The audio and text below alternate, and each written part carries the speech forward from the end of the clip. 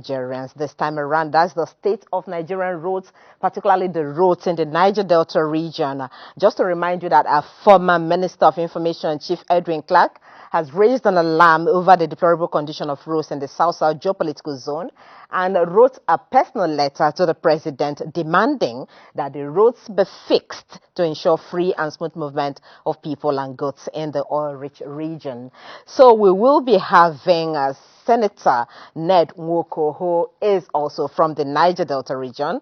He is the Vice Chairman, Senate Committee on Environment. He joins us virtually now to talk about this letter and the state of the roads in Niger Delta region. But first we'll begin with the motion he raised at the floor of the Senate, where he talked about oil theft in the Niger Delta region and how it can be addressed. Senator Ned Nwoko, thank you so much and welcome to Kakake African Voice.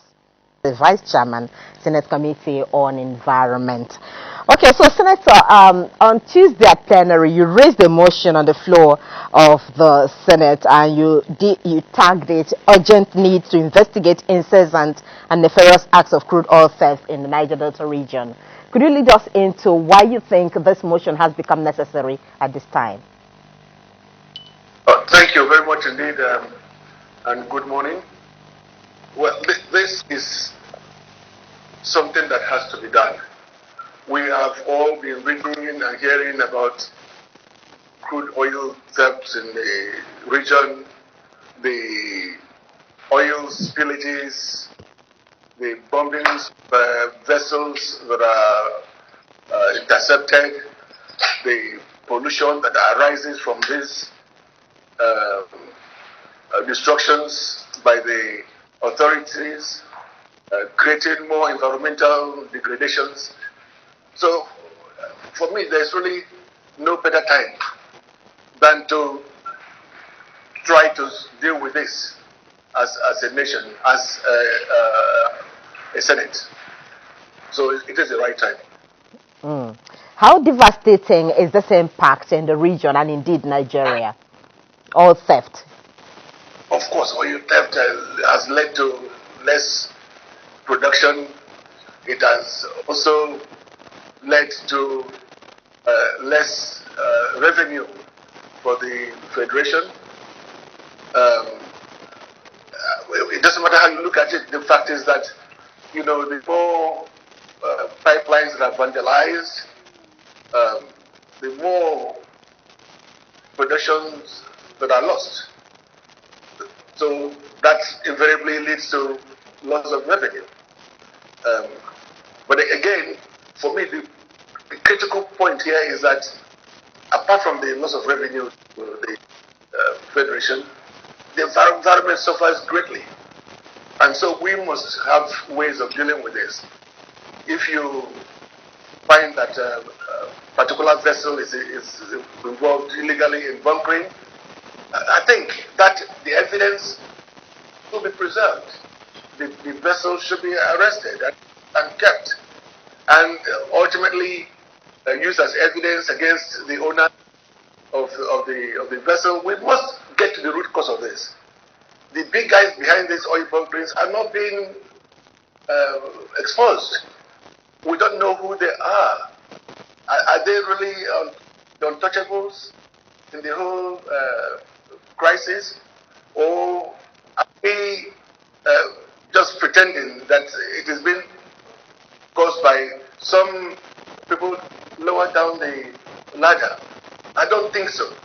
So there are very many big men, possibly women, in the country and possibly outside the country, who are owners of these vessels, who are parts of the conspirators that must be exposed. All right, Senator, the Senate has adopted, the motion and have made certain resolutions. In making the resolution, it did mandate the Committee on Petroleum Resources, upstream and downstream, and gas as well, the host communities and Niger Delta to conduct investigation on oil theft in the region. And one may want to ask, because we know that this is not the first time that, the issue of investigating oil theft in the Niger Delta has been on. At some point, even the vessel that was arrested was, burst into flame, was actually set on fire. And then we also have investigations in the past that we do not know how, at the end of the day, the report is used, because probably the people who are identified as, oil thieves are people who, like you talked about, may be untouchables. How different will this investigation by the Senate be? Yeah. When we embark inquiries, we're going to do all our experiences, and has a lot of experiences to parade that you mentioned. And so the 10th Senate will not be like the other Senates. We are going to deal with the investigations. We'll visit the locations. We'll encourage the host communities to cooperate with us. And I can assure you that every information that we have about this will be made public. You can hold me to that personally. We're not going to hide or protect anybody. It doesn't matter whose ox is God. It doesn't matter who the individuals are. The country is bigger than all of us. And we must do this for our country. Of course, I keep going back to the issue of environmental degradation, because I represent 9 local government areas, Delta North, and out of the 9, 5 of them are oil and gas producing. And you need to come to these areas and see the level of devastation caused by, first of all, gas flaring, secondly, caused by spillages because people are breaking oil pipelines. And so there are solutions. There are immediate solutions. One of which is also contained in my, as a matter of other ways of engaging those refiners involved in this sector. Only about 10 are engaged refining the, and that they still we know that in doing that. So why engage them? Why don't we try to refine crude products that we say we cannot, our refineries cannot refine?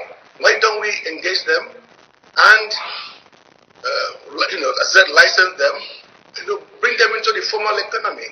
And in so doing, the issue of pipeline vandalization might reduce or should reduce. Secondly, you will gainfully employ them in the process, of course, and they will also pay taxes. And the issues of using the military and others to fight them or kill them will be avoided. So for me, this is also one of those things that we need to consider seriously, because they are mainly our young boys who are desperate to make a living, and they seem to have the technology to refine, because apparently the products that they refine are acknowledged by many to be even better than those ones that are imported from other countries. So I see part of our efforts in this as to achieve the inclusion of this sector, to include those particular people who are experts in refining in their back gardens. And we can work with them. There is nothing wrong with investing. Government can invest money in their sector and regulate them and let them be part of what we are doing. Otherwise you're never going to succeed in stopping them from refining in an effort to make a living. We just need to encourage them to do it properly instead of hiding to break pipelines, and they know what to do as well. By the time you include them in the whole process, they will be able to help us to stop the vandalization, of course. But it's just one part of it. There are other bigger ones, those who break pipelines and connect to the high seas, and then steal huge amount of crudes that are exported to other countries. So we also need to look at those ones, which, in my opinion, are the big players in this whole saga of oil theft. All right, quite key points you've made there. Well, Nigerians await, what will come out of this investigation. And like you said, we will hold you to your word, and we'll be asking you questions as to how the investigation has gone and what we have arrived at. Okay, so let's move on from there now to another issue, which is bordering the Niger Delta region. Because you are the Vice Chairman, Senate Committee on Environment, this also falls within your purview. The fact that Chief Edwin Clark had written the president as saying that roads in the Niger Delta region have become a death trap. In fact, he accused the Minister of Works and Housing under the Buhari administration for neglecting the South-South zone in the allocation and distribution of projects by his ministry. How would you respond to this? Many roads that needs urgent attention in the region, and they are in a very deplorable state. As a matter of fact, I don't really know what happened in the past, but it's I believe it's just a combination of many factors. One is lack of proper funding. Two is absence of proper supervision of those constructions. Three is that some of the contractors used are not really qualified, to do such a huge projects. So these are things that we need to review again, because most of these roads, especially the east-west road, and then the road that comes from Delta State, from Edo State to Agbo, all the way to Abraka to Warri. That road is there in bad shapes. Nothing passes through. So we have met with the Works Committee. I'm also in the Works Committee, and we've discussed these roads. They're actually part of the budget now. And we have, as a matter of fact, I'm not talking about the Abraka-Agbo road.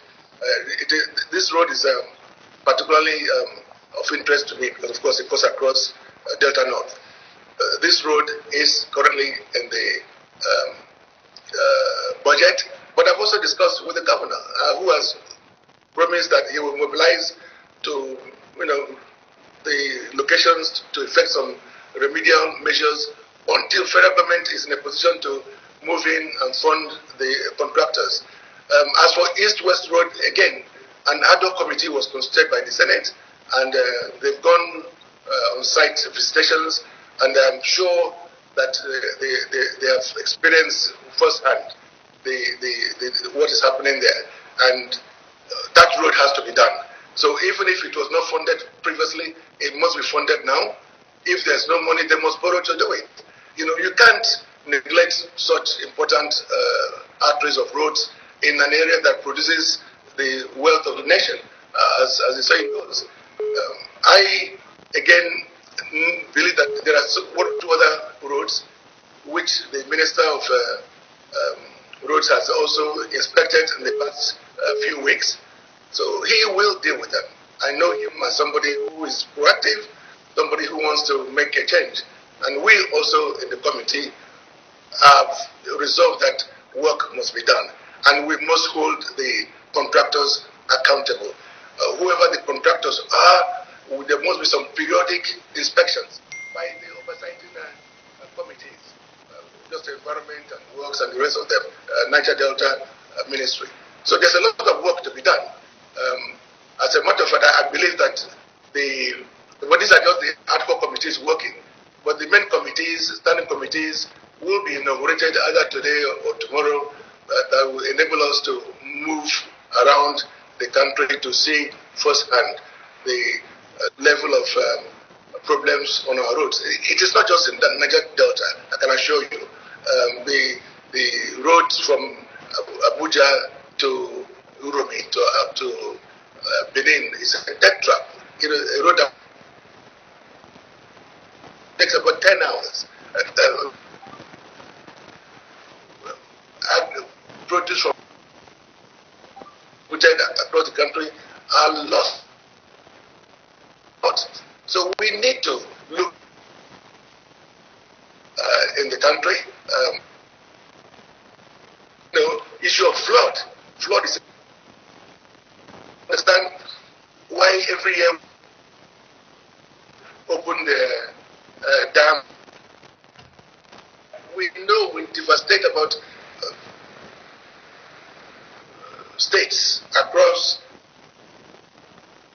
and river Nigers. And also, we solutions. If it means for you, anyway, we must do that. There's no need just pretending that there's no funding. If there's no funding, that can be arranged. So the dredging of the Niger is the first solution, and possibly on this side of even the completion of one other going for the past 30 years. Find solutions. We don't need to wait until comes and then sacks community takes everywhere. We're elected to work, and if we're, it's as simple as that for me. All right, we must thank you and leave this discussion here. We thank you very much for your time, and it's important that you are talking about remedial, action to be taken on those roads by the governors of the region, because at the end of the day, the economy of the region is suffering, and the carnage that is happening on the roads, especially this rainy season, is also something to be worried about. Senator Ned Nwoko has joined us. He's the Vice Chairman, Senate Committee on Environment, to talk about the motion he raised on oil theft and the need to address the issue speedily, and also the carnage on the roads on the Niger Delta region and how they can be addressed. So thank you so much for your efforts, and we wish you the very best. Do have a great day.